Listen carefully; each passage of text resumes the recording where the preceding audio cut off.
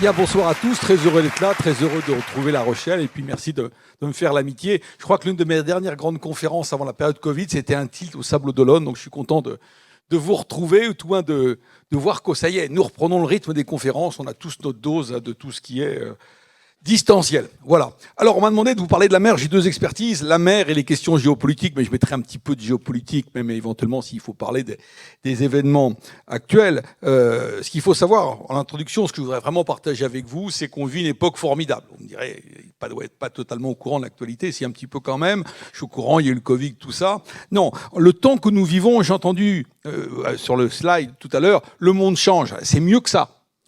Nous sommes en train de changer d'époque.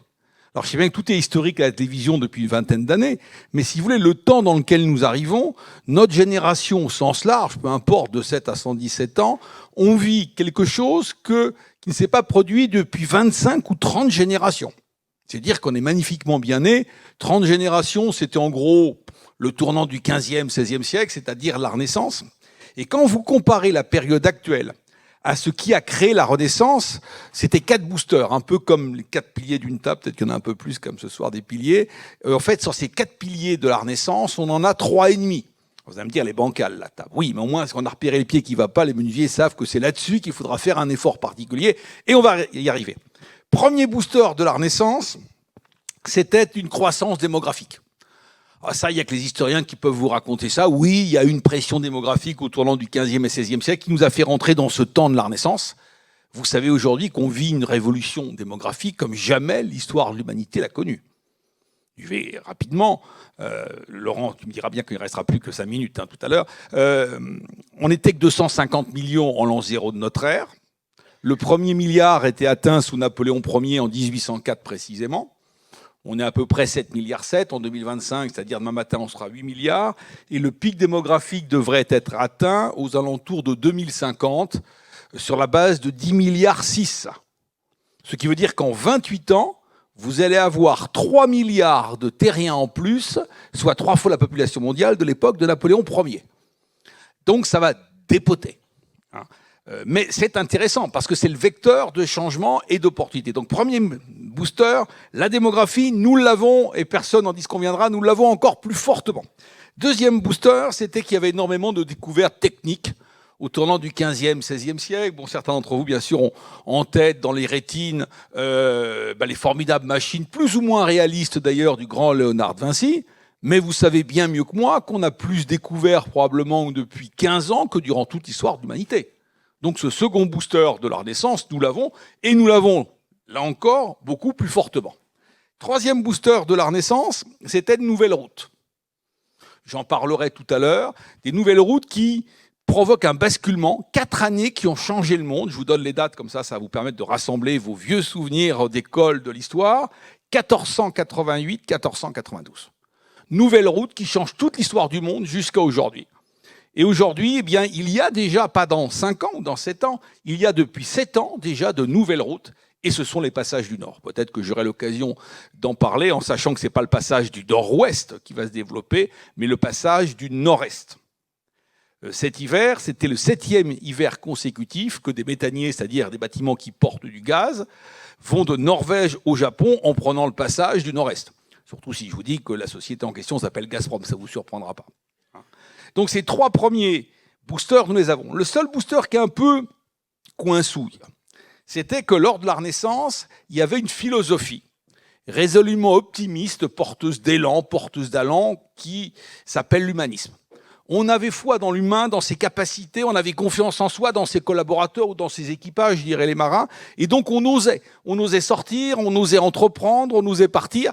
Et le seul problème, je dis bien le seul problème que nous avons, c'est que nous sommes dans un climat de défiance, de peur.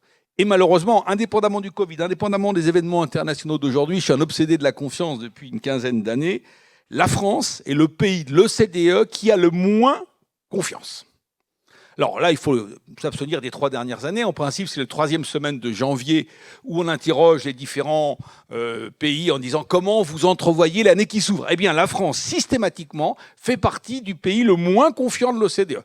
Alors, en même temps, ça ne veut pas toujours dire grand-chose. Parmi les peuples qui sont les plus dans la confiance, vous avez le Vietnam. Et quand vous savez que vous avez un plan de partage du Vietnam entre la Chine et le Cambodge, on peut se demander s'ils sont très au fait de la géopolitique. Donc ça ne veut pas dire grand-chose. Mais quand même, le seul élément, mais je n'ai pas la réponse, la question je vous la pose, et si vous voulez m'en donner quelques bribes tout à l'heure, je suis partant. Le débat, le défi que nous avons en France et en Europe en particulier, c'est comment créer la confiance. Comment créer l'envie de partir. Comment créer l'envie d'oser. C'est tout le débat, tout le défi que nous avons. Alors, le débat aujourd'hui, je vous ai d'abord amené, pour commencer, la vraie carte de France. Je ne sais pas si on va pouvoir la voir. Si elle s'affichait, on la voit, voilà. Ça, c'est la vraie carte de France. Il faut mettre des choses un peu en perspective. La France n'est pas uniquement un hexagone avec une formidable île qui s'appelle l'île de Beauté qui pendouille en bas à droite. Là, vous avez pour la première fois tous les territoires de la nation française. C'est une carte qui était devenue un peu le drapeau du Grenelle de la mer. Et quand j'avais demandé, bon, j'avais piloté autrefois cette affaire-là, quand j'avais demandé au ministère de nous créer cette carte, pour la petite histoire entre nous, ils avaient oublié 3 îles. Bon, au moins, ça a permis de faire le comptage. Pas de panique, il n'y avait pas d'électeurs. Hein, donc, bon, ça va quand même. Mais qu'est-ce que ça montre? C'est comme ça qu'il faut voir la France. C'est tous les territoires de la nation française. Alors, certes, on n'a pas respecté les points cardinaux parce que c'était le Grenelle de la mer, l'avenue de bienvenue chez les ch'tis. Donc, si on avait mis la métropole au nord, ça aurait été pré-jupitérien. Donc, on a évité. On n'a pas respecté non plus la surface. Impossible. La Polynésie française, c'est 318 îles. Ça s'égrène sur un ensemble géographique qui est plus grand que l'Europe politique, puisque ça va en gros de Brest à l'Oural, pour prendre des définitions d'aujourd'hui. Donc on voit que finalement, la France, il faut la mesurer à cette échelle-là. Oh, c'est la mer qui unit tous ces territoires. C'est pas non plus un repliement nombrilique. C'est autant de stands du savoir-faire français et européen partout de par le monde. Tant qu'on est dans cette introduction, avant de commencer véritablement, une toute petite question. Ce qui est bien en sciences humaines, en histoire, tout le monde a raison. Quelle est pour vous la plus grande date de l'histoire de France? Si j'avais le temps de vous interroger, tout le monde aurait raison. Vous avez le droit de considérer que c'est le premier mondial que nous avons gagné. Ça serait légitime d'évoquer votre propre date de naissance, parce que le CODIR à votre table ne serait pas aussi riche dans sa diversité. Vous me direz peut-être 1515. C'est important, 1515. On a mis pour la première fois la pilée aux Suisses, mais l'unique fois d'ailleurs, parce qu'on ne s'est pas beaucoup battu. Les Suisses qui étaient réputés comme l'infanterie la plus invulnérable. Les papes s'entouraient déjà de gardes suisses. Oui, 1789. 1515, c'est pas à cause de ça. C'est en fait la fin de l'unification de l'Espagne. Donc oui, il y a des incidents géopolitiques en 1515, mais non pas à cause des Suisses, parce que l'Espagne crée son unité, achève son unité en 1515. 1789, sans doute. Personnellement, mais encore une fois, c'est sujet à caution, mais j'aimerais vous faire partager ma conviction, c'est d'autant plus abusif que j'ai le micro que vous ne l'avez pas. Pour moi, la plus grande date de l'histoire de France, c'est 1994. Il y en a peut-être quelques-uns qui n'étaient pas tout à fait nés, mais enfin, à mon avis, vous étiez sur le point d'arriver pour la plupart d'entre vous. Vous étiez déjà là. Vous avez tous vécu en direct la plus grande date de l'histoire de France. Qui peut me dire ce qui s'est passé en 1994? Le mondial, c'est 98, donc laissez tomber. Et Aimé Jacquet n'a pas été embauché, parce qu'on m'a dit, mais Jacquet, j'ai vérifié, non, c'était pas non plus 94. Allez, 1994. Quand je vous dis que vous vivez une époque formidable et que vous êtes bien né, je le dis parce que... Alors, laissez-moi le temps d'expliquer, parce que vous allez dire, on est tombé sur un obsédé. Non, en 1994, c'est l'application d'un nouveau droit de la mer qui s'appelle les accords de Montego Bay. En fait, ils sont de 82, mais ils s'appliquent depuis 1994, parce que, comme tout accord international, il ne faut pas que ça soit 2 États qui bidouillent ça dans leur coin, il faut qu'il y ait au moins 60 États signataires, et c'est en 94 que le 60e État signataire, la France en l'occurrence, signe et donne donc la valeur juridique pour ce traité soit appliquée. En allant droit au but, ce traité de Montego Bay caractérise ce qu'on appelle la territorialisation de la mer. C'est-à-dire il crée des ZE, des zones d'exclusivité économique. Jusqu'alors, il y avait simplement des eaux territoriales, plus une bande continue de 24 000 marins, 24 fois 1852 mètres. Maintenant, tout pays qui est bordier de la mer, à condition qu'il n'y ait pas un pays en face, ça ne marchera pas pour le Pas-de-Calais, vous vous en doutez, tout pays qui est bordier de la mer a une zone d'exclusivité économique de 200 000 marins. 200 fois 1852 mètres égale 372 km. Donc si vous voulez calculer le domaine maritime correspondant à la France, vous prenez une île, vous faites un périmètre à partir d'un rayon de 372 km. Alors je vous donne le palmarès. France, deuxième domaine maritime au monde, quasi ex aequo que les États-Unis. Les Américains ont 100 000 km² de plus que nous. On en a 11 millions 2 à peu près. Les Américains en ont 11 millions 4. De temps en temps, les agrandissements territoriaux. Parce que si vous pouvez prouver que votre plateau continental continue au-delà de 200 000, vous pouvez aller jusqu'à 350 000 marins. Pour ça que les États-Unis n'ont toujours pas signé les accords de Montego Bay. On les applique, pas peur. Mais ils n'ont pas signé parce que c'est tellement important. C'est pas parce qu'on n'en fait rien, nous, que c'est pas important. Hein. C'est tellement important qu'ils veulent partout 350 000 marins. Donc la France est le deuxième domaine maritime au monde, et en fait le premier. Parce que le premier, c'est les États-Unis d'Amérique, 2, la France, 3, l'Australie. Mais vous comprenez tout de suite que l'Australie et les États-Unis, ils ont ce domaine maritime conséquent, et encore l'Australie a 3 millions de kilomètres carrés, pardonnez-moi du peu de moins que nous, c'est par la taille de leur métropole. Nous, à 96%, c'est par l'outre-mer, par tout ce que vous avez là. C'est-à-dire, en d'autres termes, je vous lance des choses, mais il y aura un temps de réaction tout à l'heure, de questions, mais même des réactions, hein, pourquoi pas. La chance de la France, c'est l'outre-mer qui donne ce domaine maritime à la France. Et la chance de l'Union européenne, c'est d'avoir la France et son domaine maritime. J'y vais carrément. Hein. Où l'Europe, l'UE, sera maritime, ou elle ne sera plus. Tous les enjeux sont dedans. Nous rentrons dans un troisième temps de l'histoire, qui est le temps de l'océan mondial. Je n'ai pas le temps de vous refaire l'histoire. En fait, partout, on considérait qu'il y avait 4 temps. En fait, il y a 3 temps simplement derrière nous. Il y a eu le temps des Méditerranées.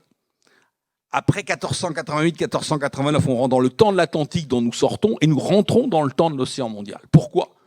Parce qu'aujourd'hui, toute la population mondiale va se trouver concentrée sur le littoral. Imaginez qu'en 2050, au pic démographique, 80% de la population mondiale va se trouver concentrée sur une bande littorale d'une largeur de 75 km. Et même la France ne fait pas exception. Donc vous voyez, incontestablement, c'est le temps de la mer, avec une mer qu'il faut voir différemment. S'il y a une idée à retenir, je pense ce soir, c'est savoir, percevoir que la mer est le seul univers en 4 dimensions. Donc on en connaît toujours une, et on a toujours vu jusqu'ici qu'une seule dimension. La surface, le rideau bleu horizontal, bon, avec une mer qui a des bosses, mais il y a 3 autres dimensions. Il y a la tranche d'eau, c'est-à-dire l'épaisseur de l'eau. Il y a encore 120 ans, on croyait qu'à 250 mètres de profondeur, c'est-à-dire absolument rien, la vie n'existait pas. Et c'est tout le mérite de l'arrière-grand-père d'Albert II, le numéro 1 de la série Albert, si vous voulez, qui a été un des pionniers de l'océanographie, qui a prouvé qu'en dessous quand même de 250 mètres, la vie existait. Donc, première dimension de la mer, la surface, ça va sans dire. Deuxième dimension, la tranche d'eau, qui descend jusqu'à 11,16 km dans la fosse des Mariales.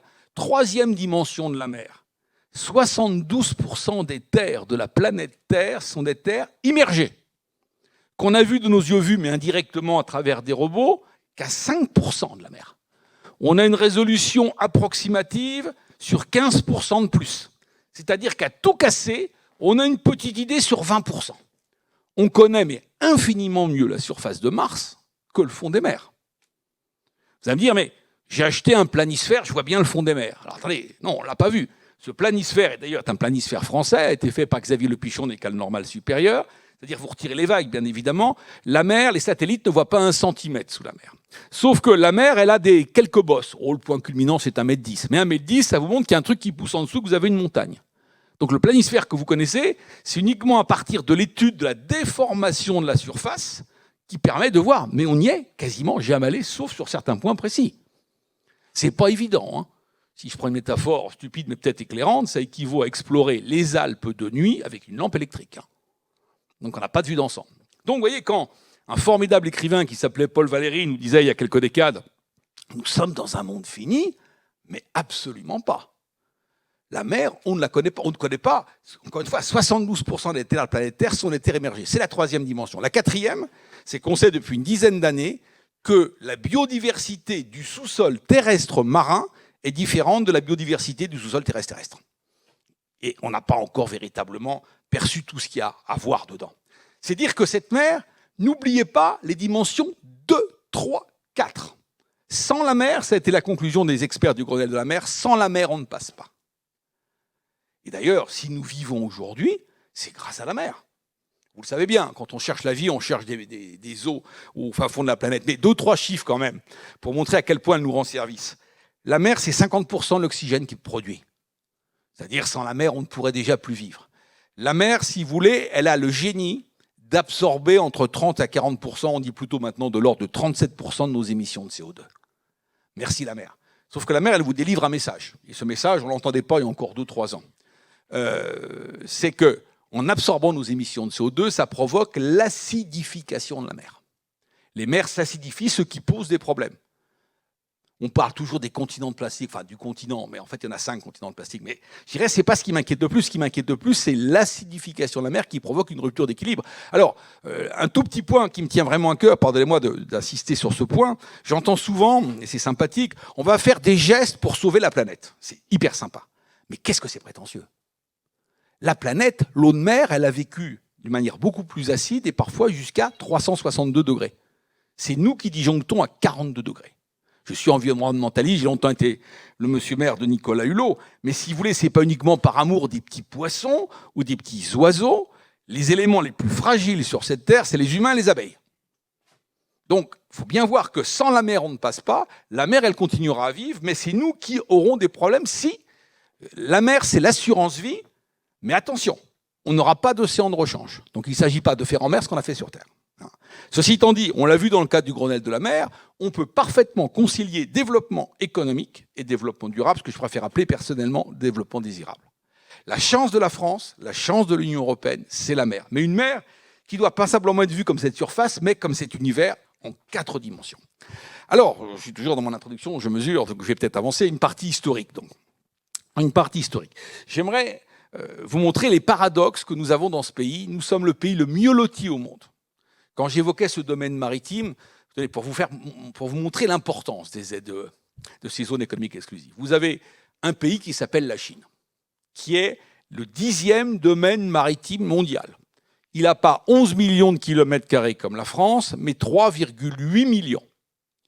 On sait, grâce à l'espionnage de très haut niveau américain, que dans le cercle plus étroit du pouvoir, ils considèrent que l'élément principal qui pourrait empêcher la Chine d'avoir son grand rendez-vous avec l'histoire, avec un grand H, c'est-à-dire d'être, comme c'est annoncé, la première puissance économique mondiale en 2049, ça sera le 100e anniversaire de la Révolution, c'est de ne pas avoir au moins 1,5 million de domaines maritimes de plus. Ils ont 3,8, il leur faut à minima 5 millions de kilomètres carrés de domaines maritimes en plus. Autrement, la Chine échouera. Donc vous voyez, la différence entre un pays qui est formidablement bien doté et qui n'en fait rien. Parce qu'en fait, grâce à l'outre-mer, la France, elle est partout de par le monde, sauf en Arctique, par rapport à un pays qui n'a que 3,8 et qui considère qu'il ne réussira pas à être la grande puissance économique s'ils n'ont pas un minimum de 5 millions de kilomètres carrés. D'où tout ce qui se passe en mer de Chine. Les Chinois en arrivent à se prendre de force sous prétexte de fausses cartes ou de cartes historiques d'îles qui sont censées leur appartenir au XIe siècle qui prennent de force, ou même, on l'évoquait avec Martial, ils font des îles naturelles artificielles. C'est-à-dire ils partent d'un haut fond, quelque chose qui n'est pas trop profond, ils ont des bâtiments spécialisés, mais une armada de bâtiments spécialisés, ils vont faire une espèce de tas de sable, à un moment donné, le tas de sable va sortir du fond de la mer. Ah, une île, donnez-nous 200 000 marins. Alors bon, bien sûr, ça crée de méga tensions internationales. Donc vous voyez les enjeux. Les enjeux, nous avons une chance folle, il faut la capter. Alors le problème, c'est que ça pose la question du rapport ambigu entre les Français et la mer. Je vous ai posé un petit quart d'heure d'histoire, mais qu'est-ce que c'est génial l'histoire? Qu'est-ce que c'est éclairant? Et qu'est-ce que ça permet de comprendre? Ça donne sens aux choses. J'ai été marqué quand j'étais gamin par une phrase de mon idole qui s'appelle Éric Tabarly, qui disait « La mer pour les Français, c'est ce qu'ils ont dans le dos lorsqu'ils regardent la plage ». Et donc, je me suis posé la question, comment se fait-il qu'un grand pays comme nous ne se soit pas tourné vers la mer? Parce que c'est plus important que la mer. C'est pas simplement pour faire trempette, si vous voulez, 3 semaines l'été. C'est que de ne pas se tourner vers la mer, c'est pas se tourner vers ce que représente la mer. La fluidité, l'acceptation du changement et du risque. Le métier de chef d'entreprise est le même que le métier de marin. Vous êtes des entrepreneurs, vous osez partir, un peu comme le marin, mais tout le monde ne part pas parce qu'il y a du risque. Et quelque part, la non-ouverture maritime de notre pays va de pair avec une réticence profonde pour les flux, le mouvement, le changement, l'acceptation du risque. Et en plus, bien évidemment, quand on est dans un pays de méfiance, ça va de pair. Quand on est dans la peur, on est, j'allais dire, dans le confinement. Oui, c'est un peu ça, quelque part. Donc on voit que, encore une fois, on revient à cette question de la confiance qu'il faudrait un jour traiter. Donc, question de fond, qu'est-ce qui explique que les Français ne soient pas tournés vers la mer. Alors, j'ai travaillé pas mal d'années dessus. Je vais vous donner quelques raisons. Je ne pourrais pas être exhaustif, parce que l'objectif, ce n'est pas faire l'histoire pour le plaisir de faire de l'histoire, c'est pour savoir si la date du 8 mars 22, nous sommes toujours d'un décrottable terrien, ou si il est permis de se penser et d'agir différemment. Qu'est-ce qui explique historiquement que la France ne soit pas tournée vers la mer? Il y a du lourd, du très lourd. Première raison, je vais essayer d'aller assez vite. Première raison, la France n'est pas à l'origine un pays maritime. Au risque de vous surprendre, parce qu'on croit toujours que le pays s'est agrandi sur l'ensemble, en quelque sorte, du côté est. En fait, non, le pays s'est agrandi sur l'ensemble du pourtour. Tout le nord de la France était terre espagnole. La Bretagne devient progressivement française, allez, entre 1498 et 1532.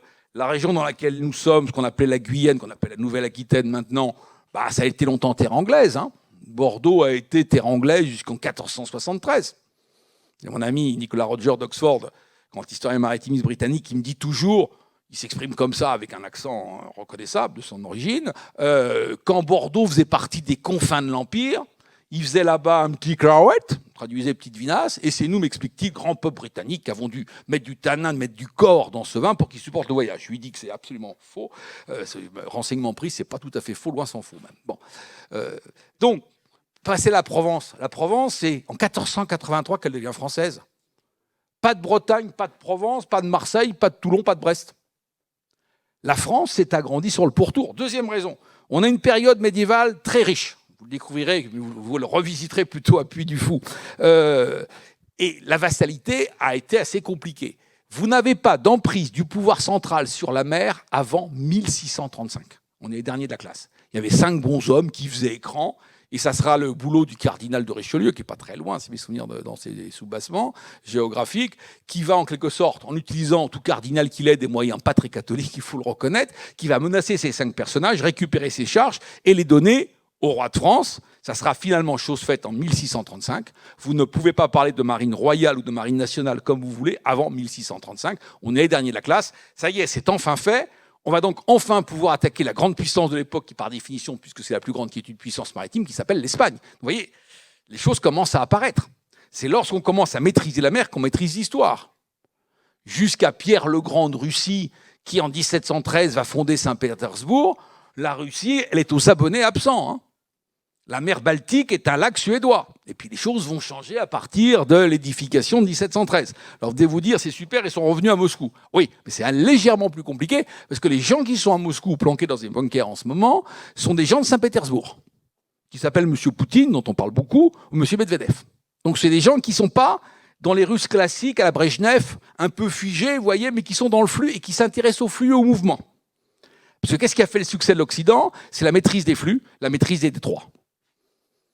Et la Chine était aux abonnés absents, la Russie était aux abonnés absents, donc aujourd'hui, ils sont parfaitement conscients de ces enjeux-là, la nécessité d'avoir des ports. Il ne vous a pas échappé que les plus grandes percées russes actuelles s'opèrent sur le sud. D'abord, il y a eu le problème de la Crimée il y a quelques années, et à partir de la Crimée, l'objectif de demain matin, ça sera Odessa. C'est-à-dire toute la mer d'Azov et la mer Noire est tenue par les Russes. Parce que 92% en volume du commerce mondial passe par voie maritime. Le camion, il fera la jonction. Faites-moi penser, il faut que je vous parle absolument du problème de ça en France, parce que le pays n'est pas compétitif, parce que nous sommes un pays qui a un problème d'aménagement du territoire. Et j'en arrive à penser de plus en plus qu'une politique maritime n'est pas une politique de la pêche, mais une politique d'aménagement du territoire. Et on est à La Rochelle qui a, de ce point de vue, une perspective tout à fait intéressante. Donc tout ça pour vous dire, voyez, le poids de l'histoire. Notre pays n'est pas maritime, le poids du Moyen-Âge. Troisième raison profonde, et là j'insiste un petit peu, c'est que notre pays a toujours considéré que le danger venait de l'Est. Pourquoi? Parce que toujours au même moment, première moitié du XVIe siècle, il y a un bonhomme qui gagne le super loto de l'époque, il bénéficie d'un triple héritage territorial. Bon, je vous fais rapidement l'arbre généalogique, c'est facile à retenir, c'est presque amusant. Ça commence en 1469 par un mariage. Le mariage d'Isabelle de Castille avec Ferdinand d'Aragon. L'Espagne n'existe pas, l'Aragon et la Castille se marient. Je vous rassure quand même, c'est un mariage d'amour. Donc, 2 morceaux de la future Espagne se mettent en synergie. Ils vont trouver un défi commun. Le défi commun, c'est facile, c'est de chasser les morts, les musulmans du sud de l'Espagne. Ce qui est chose faite en 1492, avouez que c'est quand même facile à retenir. Le dernier morceau, Le numéro 4 qui s'appelle la Navarre se dit « Oula, maintenant il y a 3 ensemble, il faut que je rejoigne la danse ». Et c'est 1515 que j'évoquais tout à l'heure, la Navarre rejoint la danse, ça y est, 1515, l'Espagne existe. Donc, on a, si vous voulez, d'abord ce mariage, je vous raconte ça, mais surtout, Isabelle de Castille et Ferdinand d'Aragon ont une fille qui n'est pas très réussie. Elle s'appelle Jeanne la Folle. Je passe à l'autre bout de l'Europe. Premier faisceau, Jeanne la Folle. L'autre bout de l'Europe, l'empereur Habsbourg du moment, propriétaire à titre personnel, la Syrie, Carinthie-Carniole, etc., Maximilien de Habsbourg, qui épouse Marie de Bourgogne. Qui fait le beau mariage? C'est pas Marie de Bourgogne, c'est Maximilien. Marie de Bourgogne est la personne qui a le domaine territorial le plus conséquent. C'est pas simplement la Bourgogne, la Franche-Comté, c'est tout le nord de la France, c'est tout le Benelux, Pays-Bas, Luxembourg, Belgique. Ils ont un fils qui réussit, qui s'appelle Philippe le Beau. Vous me voyez venir, l'histoire est sympa. La folle épouse le Beau. Et de ce mariage surprenant va naître un enfant surprenant qui s'appelle Charles. Imaginez maintenant le triple héritage territorial qui va tomber sur les épaules de Baby Charles. D'abord, il récupère l'Espagne, de ses grands-parents maternels. Mais attention, l'Espagne, c'est pas que l'Espagne. L'Espagne est des deux côtés des Pyrénées jusqu'en 1659. L'Italie est espagnole, parce qu'on s'est vautré dans nos guerres d'Italie. Ils ont une partie bientôt de l'Asie, etc. Après, c'est le tour de grand-mère Marie, au niveau paternel, de décéder. Il récupère la Bourgogne. Sauf que ces spécialistes en communication lui disent « Majesté, pour bien flécher que c'est à vous, il faut changer le nom de Bourgogne. Et ça va s'appeler les Pays-Bas espagnols. » C'est-à-dire, il récupère tout ça. Et puis, quand grand-père Max meurt en 1519, il récupère les territoires germaniques et les vassaux plutôt. Donc, vous avez en 1519 un bonhomme qui devient empereur, qui est Charles Ier d'Espagne d'abord, mais qui deviendra le 5e empereur du nom, et que vous connaissez sous le nom de Charles Quint, qui va enserrer la France dans une mâchoire de fer. Et nos deux grands monarques de la première moitié du XVIe, François Ier, 1515-1547, le fiston, 1547-1559, vont considérer que le pays ne peut pas se développer économiquement si on ne desserre pas cette mâchoire de fer. Et donc, on va se camper à Paris, tourner le dos à la mer, pour faire porter tout notre effort sur la frontière Est. Encore une vingtaine d'années, on imaginait les hordes de chars soviétiques arriver à fouler les manettes du côté Est. Je dis toujours, ce n'est pas aujourd'hui dans ce genre de perspective. Bon, et donc on tournera le dos à la mer. Mais ça, il y a tout aussi grave, c'est ce qui explique qu'on a maintenu notre capitale à Paris. Paris est un mauvais choix. Pourquoi on l'a maintenu? La question s'est posée. Parce qu'il ne faut pas être trop près de la frontière menacée, vous me comprenez bien. Il ne faut pas être trop loin non plus pour animer l'effort de défense. Le premier qui a commencé à bien flairer les choses, c'est le grand historien du XXe siècle qui s'appelle Fernand Braudel, vous le connaissez, avec deux possibilités pour capitale. Je ne vais pas vous dire que c'était La Rochelle, c'était Paris ou Rouen. Pourquoi? Parce que pour avoir une capitale, il faut un fort bassin céréalier. En 2022, le port de Rouen est toujours le premier port céréalier européen. Mais si nous avions eu Rouen comme capitale, alors bon, c'est magnifique Rouen, on aurait ramené quand même la Tour Eiffel à cet endroit-là, ça aurait été en plus le phare de la maritimité, ça aurait été magnifique, c'est que depuis Paris, imaginez les conséquences que vous vivez au jour le jour sans vous en rendre compte. Paris n'est pas une capitale économique. On ne peut qu'administrer depuis Paris. On ne peut tenir l'unité qu'à travers deux moyens qui ont été copieusement et savamment utilisés. Des institutions puissantes, musclées, monarchie absolue de droit divin, l'Angleterre était déjà une monarchie libérale, et une armée puissante qui vous remettra un peu d'ordre lorsque de temps en temps ça s'agite. Et d'ailleurs, vous remarquerez que toutes les fêtes nationales ne sont pas caractérisées par un puissant défilé militaire. Ça avait beaucoup plu au président Trump, vous vous souvenez, mais ça montre bien l'osmose qu'il y a entre armée et nation. Pourquoi? Parce que Paris n'est pas une capitale de flux. Rouen aurait été une capitale de flux. Et ce qui explique qu'un pays excentré et excentrique qui s'appelle l'Angleterre, qui avait 3 fois moins de population que nous, va finir par nous ravir le flambeau de la prédominance mondiale, c'est que l'Angleterre et Londres, en 2022, toujours le premier port anglais. Et finalement, au risque de vous surprendre, j'ai bien lu les bouquins de Perfit, c'est génial, mais la France est moins centralisée que l'Angleterre. Paris n'a jamais eu plus de 3% de la population française, quand Londres a eu jusqu'à 10% de la population anglaise. Sauf que ça ne se voit pas du côté anglais, parce que tous les flux arrivent et repartent de Londres. Donc un système libéral touillant à la marge les flux, ça le fera parfaitement. Trois éléments déjà. 4e élément, alors je vais vite, on dit souvent parfois qu'un certain mépris, nous Français, ça nous arrive. Oh bah c'est normal que les Anglais soient tournés vers la mer, c'est une île. Oh bah oui, mais dites ça à la Guadeloupe, vous serez surpris, ils ne sont pas du tout tournés vers la mer. Le Japon, c'était une puissance maritime à éclipse. Hein. Bon, on dit aussi, bah, ils ont de mauvaises terres. Donc ces pauvres gens, pour pouvoir faire vivre tout leur monde, il fallait se tourner vers la pêche ou vers la piraterie. C'est vrai que c'est peut-être très grand pirate. Mais non, on sait aujourd'hui que c'est l'inverse qui est vrai.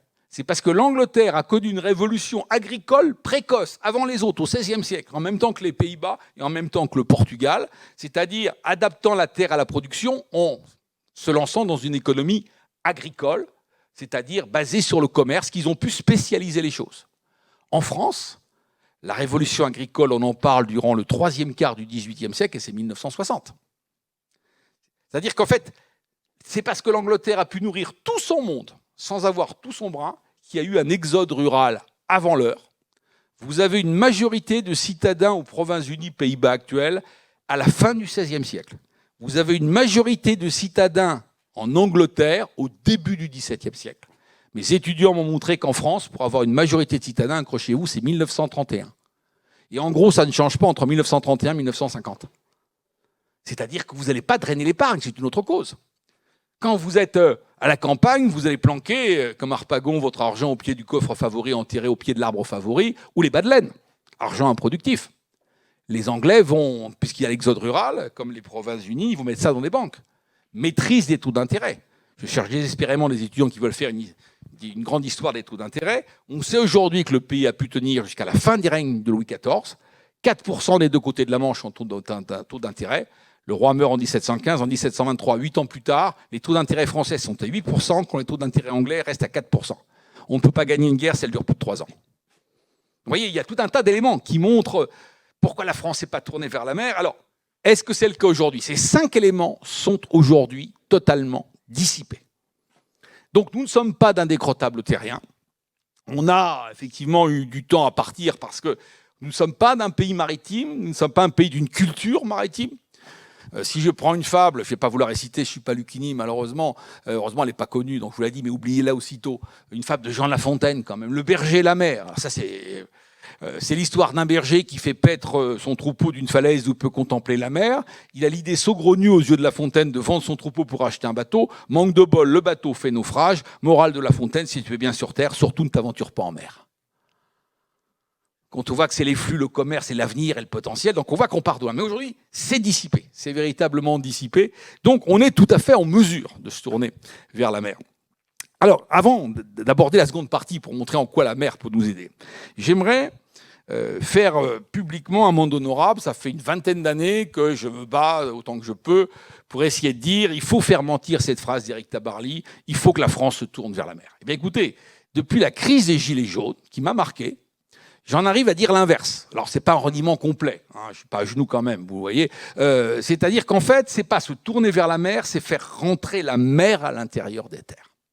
Il faut que je vous dise, d'ailleurs, c'est de la géopolitique. La géopolitique, c'est une articulation entre le temps et l'espace. Ce qui me permet de vous dire, quand j'interviens sur les questions géopolitiques, je dis toujours ça, une articulation entre le temps et l'espace, c'est-à-dire qu'il y a 3 niveaux de géopolitique. Je le dis en passant, il y a une géopolitique personnelle. Quel est le temps que vous prenez pour vous, quitte à vous ennuyer pour laisser monter vos désirs, et dans quel espace? Uniquement la Charente-Maritime ou ailleurs. Une géopolitique en tant que dirigeant. Quel est le temps que je prends pour imaginer mon entreprise, non pas au 31 décembre prochain, mais en 2025 ou en 2030, et dans quel espace de jeu? L'Afrique, pas l'Afrique? Autre possibilité. Puis bien sûr, 3e niveau, c'est ce qui nous passionne tous les jours dans les médias, Biden, machin, truc muche. Bon, mais 3 niveaux. En tous les cas, on est aujourd'hui, il y a aussi une politique d'aménagement du territoire, c'est faire rentrer la mer à l'intérieur du territoire. De la crise des Gilets jaunes sont apparues des réponses, des exigences complètement paradoxales. Et j'en arrive à me demander si ce n'est pas une politique maritime au sens de l'aménagement du territoire qui permet de sortir véritablement de l'ornière et nous booster considérablement. Qu'est-ce que je veux dire par là? Vous allez tout de suite comprendre. On ne le sait pas, les dirigeants ne le savent pas, tout passe par conteneur. En dehors du gaz et du pétrole, ça va sentir. Alors je vais vous donner les chiffres du rapport aux conteneurs en France. 2 conteneurs sur 3 qui rentrent ou qui sortent de France passent par Anvers, Hambourg ou Rotterdam. J'ai pire, pas vous casser l'appétit, mais j'ai pire, c'est intéressant de savoir ça. Si vous prenez la région PACA, avec un port célèbre qui s'appelle Marseille, 1 conteneur sur 2 qui rentre ou qui sort de la région PACA passe par Anvers, Hambourg et Rotterdam. C'est-à-dire qu'un porte-conteneur qui passe devant Marseille, il dit bonjour à Marseille, il va faire une journée ou une journée et demie de mer de plus, Et la moitié des conteneurs qui vont arriver à Anvers, qui est le premier port français, même si c'est belge, vont mettre après une journée ou deux à redescendre à Marseille.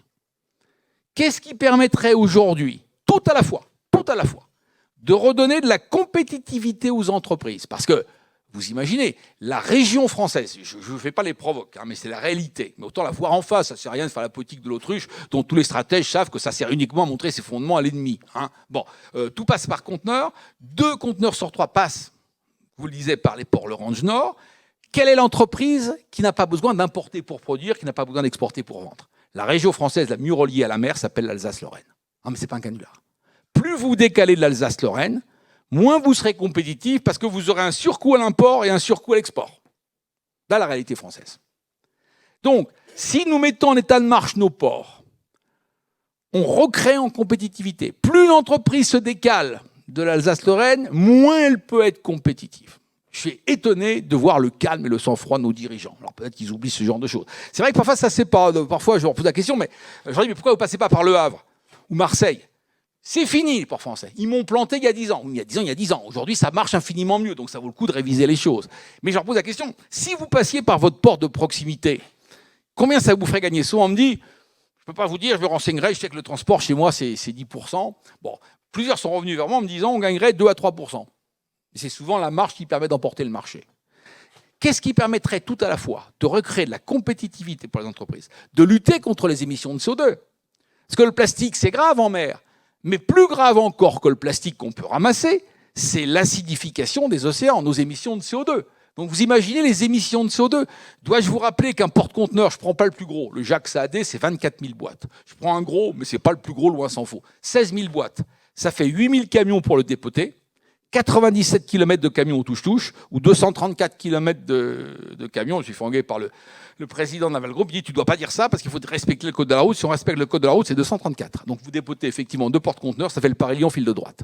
Donc, qu'est-ce qui permettrait d'améliorer la compétitivité, de lutter, de réduire nos émissions de CO2, de lutter contre la désertification, intéressant, et peut-être même de lutter contre l'accidentologie routière, parce qu'on était dans un débat il n'y a pas si longtemps, 80 ou 90 sur les routes, c'est une politique d'aménagement du territoire. Nous avons 2 grands ports, Marseille et Le Havre, pardonnez-moi, qui sont des cul-de-sac. Oh, c'est bien desservi par la mer. Mais quand un conteneur arrive au Havre, il faut le dépoter, le mettre sur un rail qui va le redépoter sur une barge, et le temps qu'il arrive à Paris, celui qui est arrivé à Anvers, il est déjà à Paris. Au niveau de Marseille, un corridor de fret numéro 3, Rotterdam-Anvers-Bâle-Lyon, il n'a pas été prolongé entre Lyon et Marseille, donc ça pose un certain nombre de problèmes. En fait, j'ai vraiment compris lors d'une rencontre, vous savez, il ne faut pas croire que les experts, ils savent tout, il y a des échanges et vous nous faites évoluer. Hein. J'ai été marqué par une rencontre à Limoges, et ces dirigeants m'expliquaient, vous ne réalisez pas, vous, là-haut, à Paris, etc. C'est pas bon de vivre à Paris. Hein. D'abord, c'est pas agréable, et en plus, parfois, on se fait mal recevoir. Il me dit, mais vous ne réalisez pas, nous, avant la réforme régionale, Paris était la capitale régionale du Limousin. Limoges, capitale du Limousin. Maintenant, le Limousin est passé dans la Nouvelle-Aquitaine, que vous ne connaissez particulièrement bien.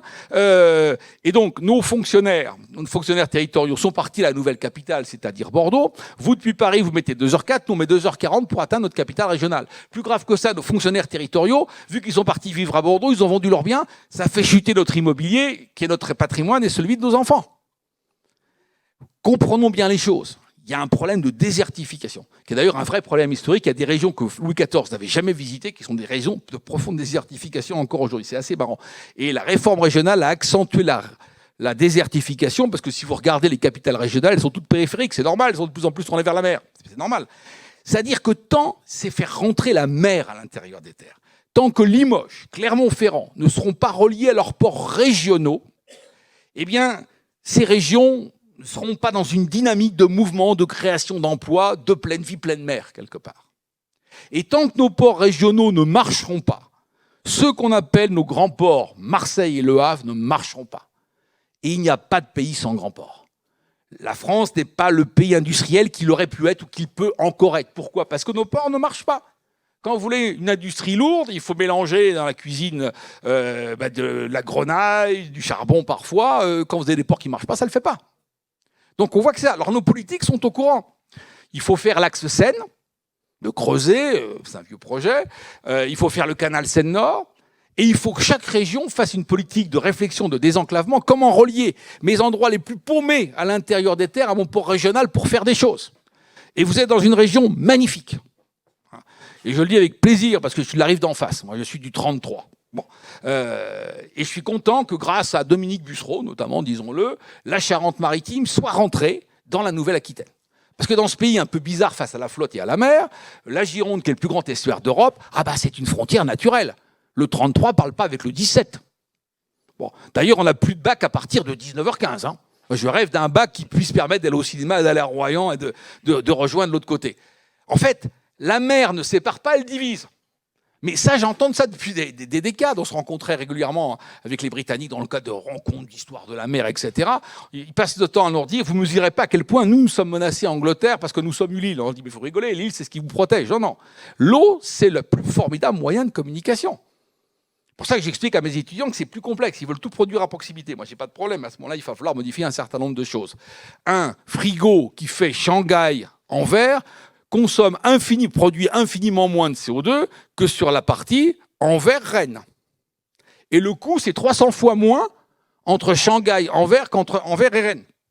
Vous voyez, il y a des réflexions à avoir. Je suis pour la voiture électrique aussi, sauf si c'est fait avec du charbon, l'électricité. Donc, vous voyez, il y a des choses quand même intéressantes. Aujourd'hui, vous êtes, il faut le dire doucement parce que c'est mal vécu, le grand port de la Nouvelle-Aquitaine, c'est La Rochelle. Le port de Bordeaux ne se porte pas bien. Voilà, je vais rester pudique, je ne sais pas qui est dans la salle, partout. J'ai vu son directeur il n'y a pas longtemps encore. C'est compliqué, un port 71 km à l'intérieur de la Terre, c'est très compliqué. Le nouveau port de Bordeaux sera probablement ça. Il faut qu'au niveau de la région, tout soit articulé. Vous désenclavez l'intérieur des terres pour que le port de La Rochelle ait la place qu'il va avoir. Mais anticiper la place qu'il va avoir, c'est ce qui va donner du coup de fouet. Il faut qu'enfin on se tourne vers la fluidité. Donc vous voyez, une politique d'aménagement du territoire, c'est ça qu'il nous faut. Les politiques sont au courant. Sauf qu'il faut de l'argent. Et il y en a un qui a le courage de me dire, mais vous mesurez bien, si je mets ces milliards-là que vous me demandez à faire ça, c'est même pas mon successeur, c'est mon deuxième successeur qui va en tirer les marrons du feu. Peut-être. Et c'est autant d'argent qu'il n'y aura pas pour construire des lits de réa ou des places dans les hôpitaux. Sans doute. Mais attention, il y a un équilibre à trouver. Force est de constater qu'au terme du XXe siècle, ça s'est terminé par un happy end. Les démocraties l'ont emporté sur tous les mots en isme, différentes variétés. Aujourd'hui, force est de constater que seuls les États autoritaires, pour parler pudiquement, ont une stratégie de moyen terme. Les démocraties ont oublié la réussite profonde qui est la leur sur la maîtrise des flux. Pourquoi on est dans le temps de l'océan mondial? Parce qu'un pays intéressant, qui s'appelle la Chine, dont je vous parlais, d'abord, ils veulent récupérer leurs 5 millions de kilomètres carrés de domaine maritime qu'ils n'ont pas. Mais la Chine a été aux abonnés absents de l'histoire parce qu'en 1434, ils ont interdit la navigation en mer, la navigation hauturière. Ils appelaient ça l'Empire du Milieu. Bon, c'est bien dit en termes de com, mais aujourd'hui, c'est plus l'Empire du Milieu. La Chine est le pays qui investit le plus dans la mer. On estime déjà que quelques 8% du PIB chinois est basé sur les activités maritimes. Ils n'ont pas le potentiel que nous avons. Le secteur économique, tout secteur confondu, services, industrie qui s'est le plus développé depuis 20 ans, je vous le mets en 1000, ce n'est pas le secteur que vous pensez, bon, il y a d'autres secteurs qui ont bien marché aussi, c'est l'aquaculture. Ça nous a complètement échappé parce qu'à 86%, elle est en Asie. 3 milliards de terriens en plus en 28 ans, il y a un ras-le-bol de certaines populations du riz et du soja, il y a une volonté de diversification protéinique, il y a un potentiel d'enfer. On voit qu'il y a encore des places à prendre. On n'a même pas besoin d'être au bord de la mer pour faire de l'aquaculture. Et dans quelle mesure l'aquaculture de poissons herbivores, celle que vous n'aurez pas au plat ce soir, je vous rassure tout de suite, ce n'est pas expérimental, n'est pas l'avenir. Donc on voit qu'il y a du potentiel avec la mer. Sauf qu'il faut penser mer, se tourner vers la mer, ce qui n'était pas véritablement le cas. Alors, deuxième partie, je vais accélérer. En quoi la mer peut nous aider? Où que nous soyons placés dans le territoire, il y a à plus forte raison lorsqu'on peut devenir, je dirais, la place économique majeure. Un port, c'est la place économique majeure. D'abord, au niveau de l'énergie. La mer peut nous aider au niveau énergétique. Je vous amène quelques hectares. Oui, bien sûr, il y a les éoliennes, ça vous risquez pas de les oublier. Bon, je crois beaucoup plus à ça parce qu'il s'agit d'éoliennes flottantes. Très honnêtement, les éoliennes, c'est bien, mais c'était bien au début. Maintenant, tout le monde a des éoliennes sauf nous. On en veut absolument parce qu'il n'y a pas de raison que les autres n'en aient pas. Très honnêtement, je préfère ça. Ça, ce sont des hydroliennes. Parce que l'éolienne dépendra du vent. Et donc, EDF, et à juste raison, on est obligé d'alimenter les réseaux en permanence. Donc, s'il n'y a plus de soleil, s'il n'y a plus de vent, ça va poser un problème et tout va sauter. Et c'est pour ça qu'EDF ne veut pas que la part du renouvelable dépasse les 30%. Tandis que l'hydrolienne que vous avez sous les yeux, c'est sous l'eau, c'est à parité réseau, c'est-à-dire c'est rentable quand vous avez un courant égal à 2 mètres secondes. Alors ça dépend des endroits, pas forcément ici, mais dans le Pas-de-Calais, dans le Raz-Blanchard, dans le Front-Vert, c'est du 5 mètres secondes, vous imaginez ça marchera. Et surtout, alors c'est des gros machins, hein, si vous voulez que ça marche, vous voyez, un procès de Naval Group, c'est du 16 mètres de diamètre à peu près. Bon, ça c'est quelque chose qui marchera, et c'est prédictible, parce que vous saurez à quelle heure vous aurez véritablement votre renverse de marée. Donc oui, il faut aller vers des hydroliennes. N'oubliez pas que nous avons la Polynésie et que c'est autant de stands du savoir-faire français partout de par le monde. Donc oui, les hydroliennes, c'est intéressant. On pourrait parler pourquoi ça ne développe pas plus que ça. Je crois beaucoup à ça, c'est l'énergie thermique des mers. C'est jouer sur la différentielle de température entre les eaux de surface et les eaux profondes. En gros, à 1 km de profondeur, pas de jaloux, sauf quelques points précis en Méditerranée, on ne sait pas encore pourquoi. À 1 km de profondeur, c'est 4 degrés. La température de surface dépendra bien évidemment de la latitude à laquelle vous serez. Quand vous avez un minimum de 20 degrés d'écart, c'est un système de pompe à chaleur qui crée du mouvement que vous pouvez bien évidemment convertir en électricité. En sachant que dans les zones tropicales où on peut mettre ce genre de choses, l'électricité est beaucoup plus chère parce qu'on n'a pas toujours la population pour faire venir des supertankers et avoir des économies d'énergie. Donc on voit que là aussi, on a un potentiel tout à fait attenant. On peut utiliser, ça c'est ce qu'on appelle le climatiseur d'eau profonde. Ça c'est... Vous allez être déçus, je vais vous montrer la Polynésie française, mais je ne vais pas vous priver d'y aller, c'est uniquement dans le sous-sol. Le tuyau principal va chercher l'eau de mer à 927 mètres, tout est fait en double parce que c'était expérimental. Une toute petite pompe, parce qu'aller chercher l'eau à 1 km de profondeur, c'est comme quand vous mettez une paille dans le verre, il n'y a que le goulet à franchir. Donc 2 petites pompes qui vous renvoient ça dans 2000 feuilles verticaux que vous avez, composés d'échangeurs, c'est-à-dire une plaque qui va mettre en relation l'eau de mer qui est à 4 degrés 2, qui va refroidir un système d'eau douce, et vous avez la climatisation des bungalows. C'est pas du gadget. Les dépenses de clim dans les zones tropicales, c'est 70% de la consommation électrique. À partir du moment où vous avez accès à une accès profonde tout de suite, vous amortissez rapidement les choses. Je crois beaucoup, de ce point de vue, à la tuyauterie. Les Américains travaillent aujourd'hui à Hawaï parce que si vous enfouissez des tuyaux sur des terres et que vous faites passer de l'eau de mer dedans, vous allez de l'eau de mer à 4 degrés, 5 degrés, vous avez créé un différentiel thermique qui va créer de l'eau. C'est-à-dire le tuyau va créer de l'eau par condensation et vous allez pouvoir irriguer la racine pile poil là où il faut sans avoir besoin d'apport d'eau extérieure et sans avoir besoin du jardinier qui va le faire. Je crois énormément au développement de ce genre de tuyauterie. Bon, j'avance rapidement. On a des vieux procédés, l'énergie houlomotrice, etc. Bon, c'est un peu vieux. Je crois beaucoup plus à ça. C'est un système français, c'est les petits ballons qui vont monter et descendre, un peu comme une treilleuse automatique. L'avantage, c'est qu'il y a moins de casques en surface. Bon, quitte à être parti en retard en France, autant tirer les leçons et autant prendre des modèles tout de suite sans forcément passer par les éoliennes ou autre chose. Donc vous voyez, il y a beaucoup de choses. Il y a beaucoup de choses. Et très honnêtement, je suis encore plus optimiste depuis le Covid qu'avant. Quand vous voyez depuis le Covid à quel point on a trouvé des milliards, personne ne l'a contesté. On se dit le milliard est peut-être pas aussi rare. Bon. Si on mettait autant de moyens qu'on l'a mis pour trouver un vaccin, je peux vous dire qu'on serait tout de suite à trouver d'autres systèmes. On n'est pas très loin d'une peinture solaire électrique. C'est-à-dire une peinture composée de nanofibres, y compris de nanofibres à infrarouge, qui permettrait même de capter le soleil, même par temps couvert. Vous imaginez la différence de superficie entre les panneaux solaires qui me font penser, pour les plus anciens dans cette salle, aux téléviseurs des années 50, comparé à la surface qui pourrait être peinte de la couleur de votre choix. Ça ne sera pas forcément vert. Donc on voit qu'il y a des solutions. Et on ne peut plus, malheureusement, les différer. Donc vous voyez, au niveau de l'énergie, très honnêtement, la mer, elle est là. Elle est là. Un exemple pour vous montrer que ce n'est pas une vue de l'esprit, les Chinois qui sont capables du meilleur comme du pire. Parce que à la fois dans la région du Chenghe, où vous avez des mines d'extraction du charbon à ciel ouvert, vous avez un enfant qui naît mal formé toutes les 30 secondes à cause de ses émanations. Et en 2040, vous aurez au large de Shanghai une ville de 400 000 habitants, parce qu'on ne rigole pas là-bas, qui s'appellera Dangtan, qui sera la première ville de 400 000 habitants, à énergie positive. Pourquoi ? Parce que c'est une île, il s'appuie sur 2 choses, le solaire et le maritime. Donc il y a du potentiel. Et ceux qui vont mettre au point ce savoir-faire le plus rapidement que les autres, on a une capacité d'exportation absolument considérable. Au niveau de l'alimentation, je vous ai fait une allusion, oui, la pêche, elle ne se porte pas bien, mais elle se porterait mieux déjà si on diversifiait notre consommation de poissons. Il y a surpêche, mais pas sur toutes les espèces de poissons, sur 17 espèces de poissons. Parce que principalement, où que nous soyons de par le monde, on veut tous manger les 17 espèces de poissons. Sur les côtes françaises de métropole, je ne parle même pas de l'outre-mer, vous avez 253 espèces de poissons comestibles. Donc déjà, on diversifierait l'approche, on pourrait y arriver.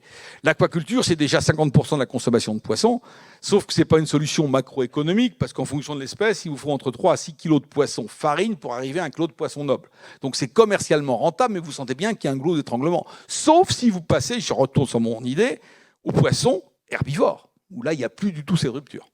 Alors la carpe, laissez tomber. La Chine s'est spécialisée là-dedans, c'est presque leur symbole national, etc. La mer peut nous aider au niveau des eaux. On va aller vers des eaux minérales d'origine marine. Une eau à plus de 500 mètres de profondeur, elle n'est pas remontée en surface depuis 500 ans. Elle est dénuée de toute trace de pollution. 53% des nappes phréatiques bretonnes ne sont pas conformes. On risque rien parce qu'on est costaud. Rien n'est conforme de toute manière. Donc, mais on voit que les Japonais travaillent aujourd'hui sur des perspectives d'eau minérale d'origine marine. Donc, quoi que même de ce point de vue. Et puis, j'attire votre attention sur les algues. Le produit miracle, c'est l'algue. Et ça vaut le coup. On a créé, dans le cadre du Grenelle de la mer, 2 pôles de compétitivité mer. Le pôle Bretagne, Atlantique, etc., puis il y en a un autre dans le Midi, qui, on l'a fait d'une part pour mieux voir où on va et aussi pour surveiller les investisseurs étrangers, surtout les fonds de pension américains, qui avaient une tendance fâcheuse à ne pas investir dans la recherche financée par les Européens. Le pire, c'est que nos chercheurs trouvent, mais entre le moment où ils déposent un brevet et le moment où le brevet sera plus ou moins rentable, il y a un tunnel qui est plus ou moins long, et on voyait les trucs exploser 10 ans après de l'autre côté de l'Atlantique. Donc ça permet de mieux voir les clients. Bon. Allez voir un pôle mer, on a que 2, Bretagne et Atlantique, vous verrez tous les brevets qui sont sortis ou qui vont sortir. Au niveau des algues, c'est faramineux. Ça va révolutionner tout un tas d'éléments. En sachant que l'un des défis majeurs que nous allons avoir demain, c'est le défi du sable. Après l'air et l'eau, c'est le sable. Le sable, c'est pas uniquement pour la construction, on en a même besoin pour les engrais agricoles. Le sable, c'est incroyable. On croit que le sable, c'est infini, parce qu'on a tous lu Tintin et qu'il y a la mer de sable. Oui, sauf que le sable de la mer de sable, il ne s'agrège pas. Il est impropre pour partie pour la construction. Donc on voit bien la pénurie qu'il y a. Donc il y a quasiment plus de graves ou granulés en mer, donc on en prend de plus en plus en mer, mais attention où on les prend. Donc on voit qu'il y a des enjeux considérables. Très honnêtement, il est possible que les rois du pétrole de demain sont ceux qui trouvent des produits de substitution au sable, niche par niche. Je vais avancer. La santé, c'est incroyable.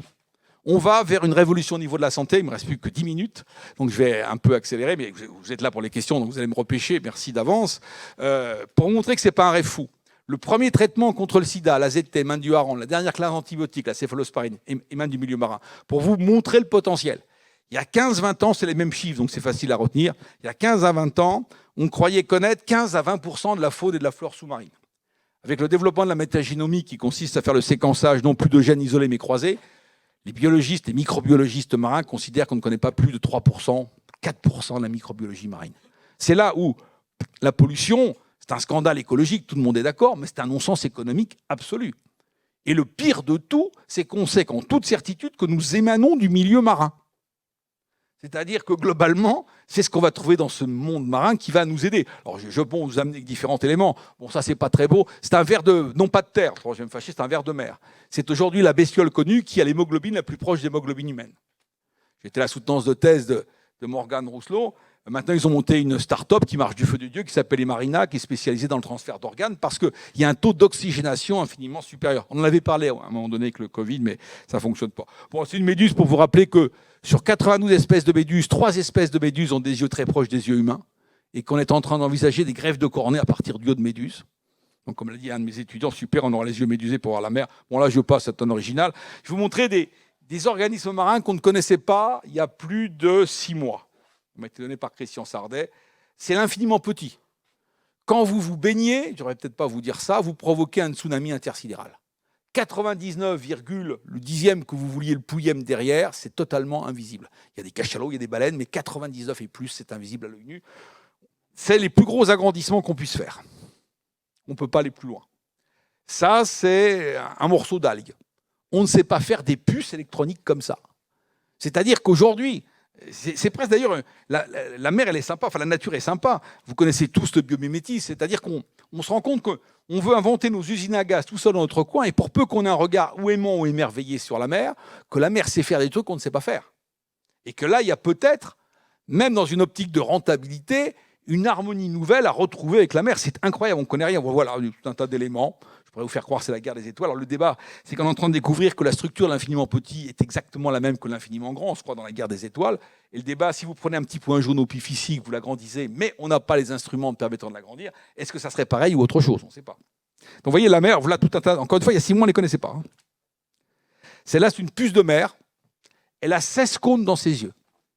Plus petit que la tête du départ, on ne la voit pas. 16 cônes dans ses yeux. Je vous rappelle que les chiens en ont 2, les humains 3.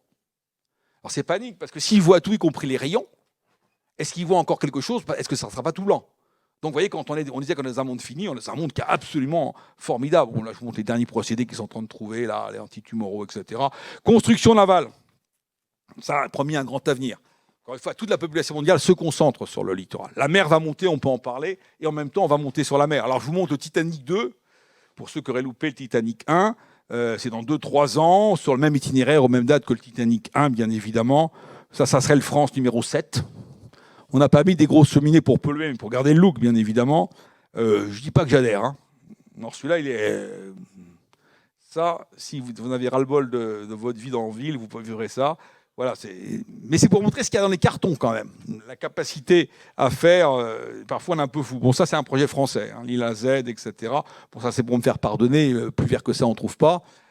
Quand toute la population australienne, 92% de la population australienne est sur le littoral, donc tous les appartements avec vue sur mer, il n'y en a plus beaucoup. Donc il y a tout un tas de petits malins qui achètent un anneau, et puis s'il fait beau, je sortirai ce week-end. Hein.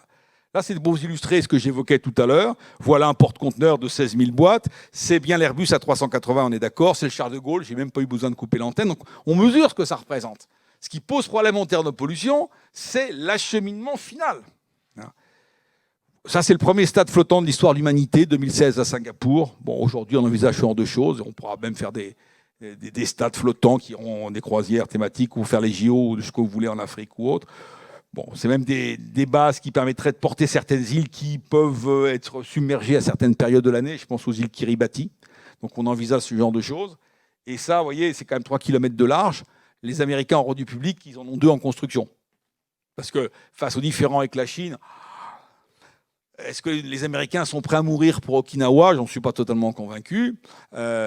Donc finalement, si on a des îles qu'on peut assembler, on a toujours les porte-avions. Mais là, vous avez des pistes d'atterrissage assez conséquentes. Donc vous voyez, il y a tout un tas d'éléments. Je voudrais simplement terminer, je rassure Laurent qui veille, sur la géopolitique. Mais vous poserez plein de questions. Ça, c'est la nouvelle Méditerranée. Elle sera beaucoup plus fraîche. C'est quand même effectivement l'Arctique. C'est la stratégie des nouvelles routes du Nord.